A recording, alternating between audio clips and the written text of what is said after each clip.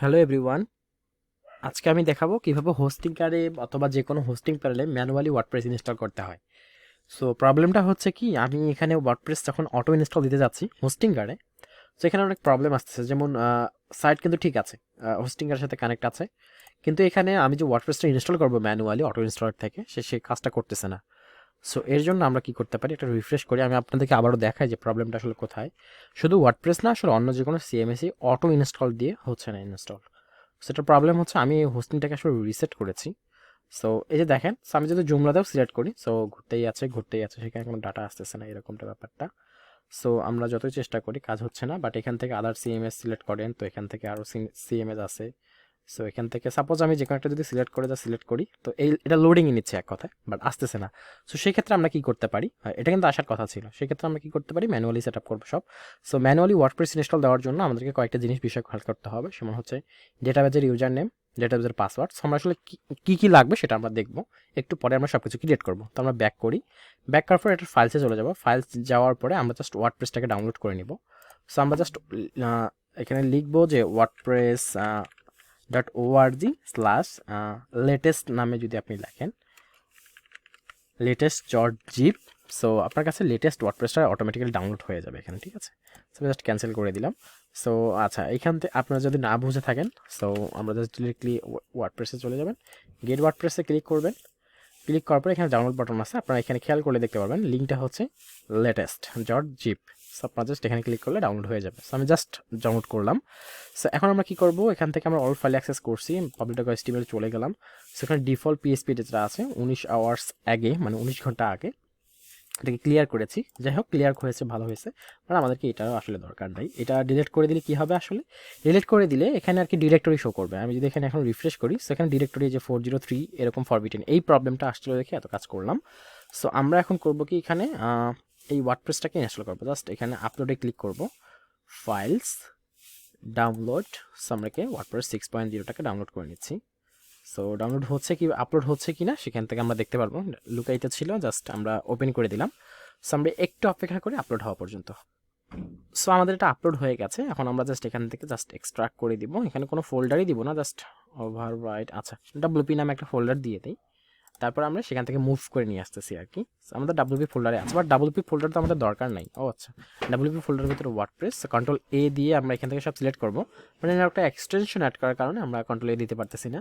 So shift চেপে আমি সব কিছু সিলেক্ট করলাম এবং এখানে দেখবেন মুভ কোথায় আছে। সো এটা হচ্ছে কপি আর এটা হচ্ছে মুভ। সো আমরা মুভ করবো, আসলে ব্যাক করি এবং আবারও ব্যাক করি, আবারও ব্যাক করি। আমরা পাবলিক HTML এর ভিতরে আমরা সব কিছু মুভ করতে যাচ্ছি। সো আমাদের সাইটটা এখন আশা করি এখানে চলে আসছে এবং ওয়ার্ডপ্রেস ইনস্টলের জন্য ফায়ার করা দরকার। এই যে আমাদের ওয়ার্ডপ্রেস ইনস্টল করতে বলতেছে এখানে, তাই তো?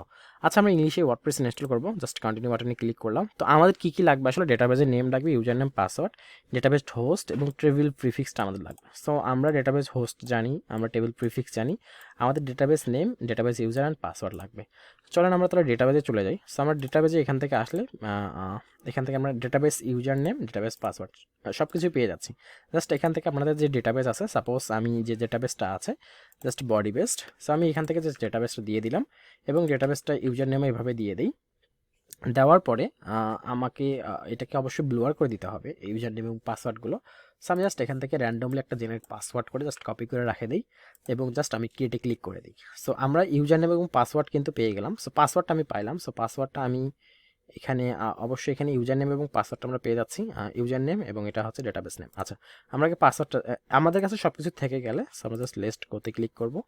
আমাদের পাসওয়ার্ডটা আমি আগে দিয়ে দিই এবং তারপর ইউজার নেমটা দিয়ে দেবো, এটা হচ্ছে আমাদের ডেটাবেস নেম। সো আমরা ডেটাবেস নেমটা দিয়ে দিই। তারপরে হচ্ছে আমাদের ডেটাবেস ইউজার, সরি ইউজারটা হচ্ছে একবার সম্পূর্ণটা। সো আমরা ইউজার নেমটা দিলাম আর এখানে লোকাল হোস্টে থাকবে। এখানে টেবিল প্রিফিক্স আমরা WP দিতে পারি অথবা যে কোনো একটা কিছু দিতে পারি। জাস্ট সাবমিট বাটনে ক্লিক করবেন। সব কিছু ঠিকঠাক থাকার ফলেই কিন্তু এখানে অলরেডি স্পার্কি আসবে, জাস্ট রান ইনস্টলেশনে ক্লিক করবেন। সো এখানে আমাদের চাচ্ছে সাইট কি। সো সাইট কি হচ্ছে আমাদের এখানে, আচ্ছা এখান থেকে আমরা ওয়ার্ডপ্রেস ওয়েবসাইট লিখে দিই, ওয়েবসাইট। এবং এখানে ইউজার নেম আমরা আপাতত অ্যাডমিন রাখবো না, আমরা আমাদের ইউজার নেমটা আমাদের যেভাবে যে কোনো একটা আমরা ইউজার নেম দিবেন, ইউজার নেম এবং পাসওয়ার্ড আমরা আশা করি এটা জানি।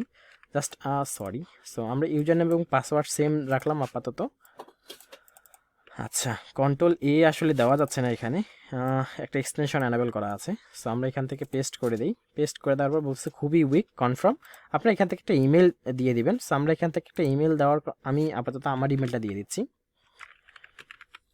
আমি আমার ইমেলটা দিয়ে দিলাম এবং এখান থেকে আমরা টিক মার্ক করলে এখানে অপশন হচ্ছে কি সার্চ ইঞ্জিন ভিজিবিলিটি আসলে এটা হবে কিনা, যদি আমরা দেই তাহলে সেটা সার্চ ইঞ্জিন ইন্ডেক্স হবে, না দিলে হবে না। সো আমি চাচ্ছি না যে এখন ইন্ডেক্স হোক, সেটা পরেই হবে। সব কিছু ঠিকঠাক থাকলে ওয়ার্ডপ্রেস আসলে সব হয়ে গেল, জাস্ট লগ ইন বাটনে ক্লিক করবেন, তো এখানে যে ইউজার অ্যান্ড পাসওয়ার্ড আসবে, সো আমরা ইউজার অ্যান্ড পাসওয়ার্ড আমরা এখান থেকে দেখি, হ্যাঁ ঠিক আছে, জাস্ট লগ ইন বাটনে ক্লিক করেন।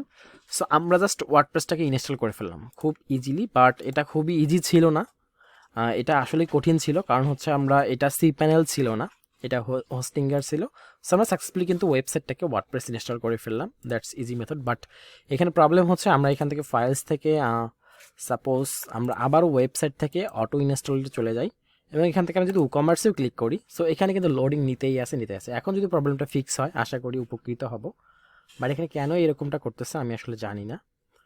যাই হোক, সেটা ম্যানুয়ালি আমরা করলাম বা টেকনিক্যালি করলাম, যেভাবেই করি না কেন ওয়ার্ডপ্রেসটা আমরা ইনস্টল করে ফেললাম। এখন আমরা আমাদের এখানে ওয়ার্ডপ্রেসটা আমাদের যে ব্যাকআপ ফাইল আছে সেই ব্যাকআপ ফাইলগুলো আমরা এখানে দিতে পারবো। সো ব্যাকআপ ফাইল দেওয়ার জন্য জাস্ট প্লাগইনে যাবেন এবং আচ্ছা এখানে কিন্তু কোনো এক্সট্রা প্লাগইন আসে না, আপনারা খেয়াল করবেন, কারণ হচ্ছে যে আমরা যে ডিফল্ট যে দুইটা প্লাগইন থাকে সেই দুইটা প্লাগইনের জন্য, যেমন হচ্ছে হ্যারোডরিটি অ্যাক্টিভ করলে এখানে দেখতে পাবেন কিছু লেখা আসতেছে, হ্যাভ এ লিটল টাইম, আবার একটা রিফ্রেশ করেন, তারপর দেখেন automatically you are still going strong, আবার এখানে রিফ্রেশ করি, সো টেক হার, সেটা হচ্ছে হ্যালো ডলির কাম। যাই হোক, সো আমরা আসলে এখানে কোনো দরকার নাই, এটা ওয়ার্ডপ্রেস ড্যাশবোর্ডের জন্য, জাস্ট আমরা এগুলোকে ডিলিট করে দিই। আচ্ছা ডিলিট করলেও কোনো দরকার ছিল না, জাস্ট অ্যাড করে আমরা আসলে একটা প্লাগইন অ্যাড করবো, সেটা হচ্ছে WP ভিভিট নামে একটা প্লাগইন আছে। সো সেই প্লাগইনটা আমরা অ্যাড করবো, WP ভিভিট। সো এই প্লাগইনটার আমি অলরেডি ব্যাকআপ ফাইল ডাউনলোড করে রেখেছি, বাট তারা লোগোটাকে আপডেট করে ফেলছে, এটাই জাস্ট ইনস্টল করে নিব, নেওয়ার পর জাস্ট অ্যাক্টিভ করে নিব। অ্যাক্টিভ করার পর আমাদের ম্যানুয়ালি ওয়েবসাইটের ফাইল আছে, সো এতক্ষণ আগে যে আমি ডাটাবেজের ইউজার নেম পাসওয়ার্ড দিলাম সেগুলো সব চেঞ্জ হয়ে যাবে আসলে এই ইউজার নেম পাসওয়ার্ড সব কিছু চেঞ্জ হয়ে যাবে। সো আমি এখানে আপলোড করে দিব, এখানে আপলোডের ফাইলটা আমি খুঁজি একটু, জাস্ট এই ইউজার নেমটা দিয়ে। সো আমি জাস্ট এর ব্যাকআপ ফাইলটাকে আমি খুঁজে পেয়েছি, খুঁজে পাওয়ার পরে 4 তারিখ, এটা 5 তারিখ, আচ্ছা কোনটা ফুল কিনা দেখি তো, আচ্ছা ব্যাকআপ অল 3, এটা ব্যাকআপ অল ছিল। সো আমরা অল 3টা নিব না, শুধু ব্যাকআপটা নিব। ব্যাকআপটা নেওয়ার পরে জাস্ট আমরা এখান থেকে ক্যান্সেল ছেড়ে দিব, দেওয়ার পরে দেখবো যে আমাদের আপলোডে সব চলে আসবে ব্যাকআপ অল, জাস্ট আমরা আপলোডে ক্লিক করে দিব এবং কিছুক্ষণ অপেক্ষা করব যে এটা আপলোড হওয়া পর্যন্ত। এবং এইটা প্রবলেমটা কেন হলো, আসলে আমি কিছু প্রবলেম শেয়ার করি, গত ভিডিওতে আমি দেখাইছি কীভাবে আসলে হোস্টিংগারে ম্যালওয়্যার থাকলে আমরা রিমুভ করতে পারি, এগুলো আমরা জানি অলরেডি। বাট আমরা এখান থেকে সিকিউরিটি থেকে আপনারা যখন ম্যালওয়্যার স্ক্যানারে যাবেন দেখবেন যে এখানে আসলে ম্যালওয়্যার ছিল সেটা অনেক আগে, এখানে আপনি দেখতে পাচ্ছেন ম্যালেসিয়াস 93%, আর তারা রিমুভ করে দিয়েছে 57, বাট এগুলো কতদিন আগে, প্রায় 1 মাস হয়ে যাচ্ছে, প্রায় অনেক দিন আগে। বাট এখানে তো কোনো ম্যালওয়্যার ছিল না, আসলে সব কিছু ডিলিট করার পরও এখানে অনেক প্রবলেম দেখাচ্ছে। 3 ঘন্টা আগে স্ক্যান করছে, 61 কেজেস ম্যালওয়্যার ছিল, we are founded automatically cleaned, এই একই রকমের প্রবলেম বারবার দেখাচ্ছিল। এবং আমরা যদি এখানে হোস্টিংয়ে ক্লিক করি, প্ল্যান ডিটেলসে যাই, প্ল্যান ডিটেলস না, ড্যাশবোর্ডে ক্লিক করলে এখানে দেখবেন আপডেট ইনফরমেশন আছে। আচ্ছা এখানে অটো ইনস্টলার ছিল, এই সেম অপশনে আসতো, বাট এখানে আসে না। যাই হোক, আমরা এখান থেকে পারফরমেন্স ডোমেইন থেকে, ওয়েবসাইট থেকে ওয়ার্ডপ্রেসে ক্লিক করি, ডিটেক্ট, ওয়ার্ডপ্রেসের ডিটেকশন রিকোয়েস্ট করতে পারতেছে না। যাই হোক, এগুলো আসলে কিছু না, জাস্ট আমরা দেখলাম যেখানে ম্যানুয়ালি সব কিছু কাজ করতেছে না আর কি, ওয়ার্ডপ্রেস ইনস্টল কাজ করতেছে না, ম্যানুয়ালি আমরা করার চেষ্টা করলাম, আমরা জাস্ট এটা অপেক্ষা করে আছি যে কখন সেটা আপডেট নিয়ে নিবে 50%। সো আমরা একটু অপেক্ষা করি, আপলোড নিয়ে নিই। আচ্ছা, সো আমরা এখানে আমাদের ফাইলটাকে অলরেডি আপডেটেড হয়েছে এবং এখানে আমরা দেখতে পাচ্ছি ডাউনলোড অপশন এবং রিস্টার্ট। সো রিস্টোর আমরা করার পরে আশা করি আমাদের সাইটটা চেঞ্জ হয়ে যাবে। সো আমরা জাস্ট রিস্টোর বাটনে ক্লিক করলাম, একটা রিফ্রেশ দেওয়া উচিত ছিল, আচ্ছা দিলাম না, থাক। তারপর রিস্টোর স্টার্ট হয়ে গেছে, এই ডোমেনেই ছিল তো আসলে প্রবলেম করবে না, আমি জাস্ট ব্যাকআপ করে নিয়ে রাখছিলাম আগে থেকেই, সেই ব্যাকআপটা কি এখানে কাজ করতেছে।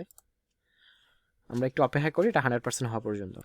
মাঝে মাঝে আসলে এটা কাজ না করলে আমরা এখান থেকে সেটিং অপশন আছে, এখান থেকে সেটিং থেকে আমরা এদের পিএইচপি টাইম লিমিটটা আমরা আপডেট করে দিতে পারি। অবশ্য মাঝে মাঝে এটার জন্য কাজ করে না, বাট এটা কাজ করবে, আমরা একটু অপেক্ষা করি এটা সম্পূর্ণভাবে রিস্টার্ট করার জন্য।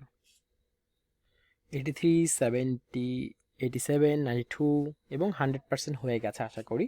এবং 100% হওয়ার ফলে সেটা সাইটটা অটোমেটিক্যালি রিস্টার্ট নেবে, সরি রিস্টার্ট না, রিস্টোর সব ফাইল হওয়ার ফলে একটা রিলোড নেবে। রিলোড হওয়ার পরে আমাদেরকে আবারও এই ডাব্লিউপি অ্যাডমিনে আসলে রিডিরেক্ট করবে লগ ইন করার জন্য, কারণ আমাদের সাইটটা সাকসেসফুলি হয়ে গেছে। আমরা যদি এখানে রিফ্রেশ করি দেখতে পারবো যে আমাদের আসলে যে সাইটটা দরকার ছিল সেই সাইটটা আমরা পেয়ে গেছি সাকসেসফুলি ভাবে।